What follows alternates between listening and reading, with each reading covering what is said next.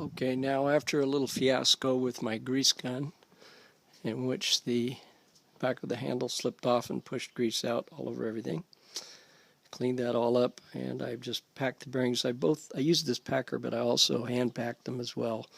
It's not perfect by any means, so to make sure grease got in there, I packed them as well.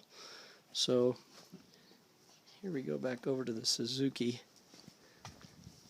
and what I've done is I've installed the races with this bar, but I set them in first. Well, first I installed the seal.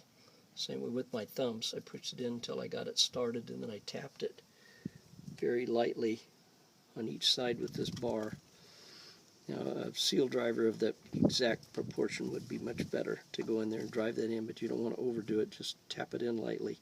And then I've done the same thing with both of these bearing races, top and bottom. I put them in, and then I tapped them down lightly all the way around and around until I got them down to where they seat, because they don't go all the way through. They have a little seat in the bottom.